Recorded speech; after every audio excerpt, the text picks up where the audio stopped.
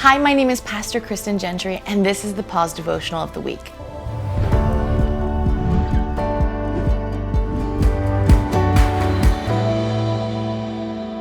You know what I find so captivating about Jesus? He hardly ever met anyone's expectation.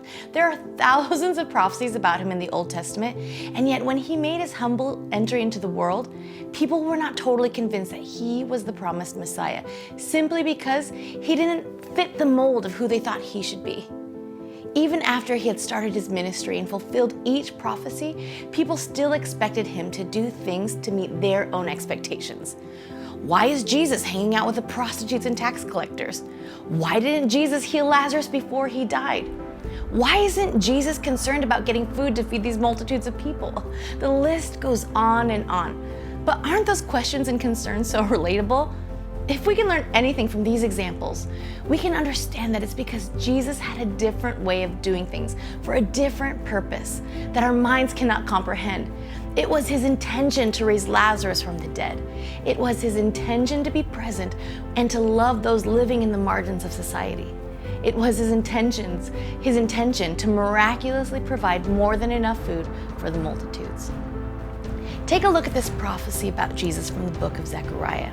It says, "Rejoice greatly, daughter Zion. Shout, daughter Jerusalem. See, your king comes to you, righteous and victorious, lowly and riding on a donkey, on a colt, the foal of a donkey. I will take away the chariots from Ephraim and the war horses from Jerusalem, and the battle bow will be broken. He will proclaim peace to the nations.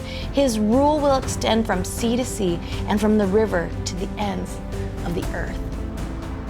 When you skim over these verses, one could understand why so many people were looking for a mighty warrior and not necessarily a baby born in a shelter made for cows and goats. This king would take away the weapons of threatening nations. This king would conquer the world from sea to sea. But Jesus was a stark contrast to these expectations, yet he fulfilled the prophecy with 100% accuracy. He came in humble circumstances. Unlike the kings of this earth, bloodshed is not how Jesus would conquer, because his kingdom is not carnal, it's eternal. So church, let us not be burdened, especially in this season, because God is not meeting our expectations on what we think he should be doing. Instead, let us trust that his thoughts are not our thoughts, neither are his ways our ways. And whatever God does, his thoughts and intentions towards us are good. Let us humbly lay our expectations at the feet of our King and trust him to move in the miraculous ways that he has intended. And when we do that, I am convinced that he is going to blow our minds. And I don't know about you, but I cannot wait to see all that he does. Thank you for watching our Pause Devotional today. And if you'd like, you can go ahead and go to all our social media platforms and subscribe to those, or you can head over to our website, thechurchontheway.org, and check out all of our content there.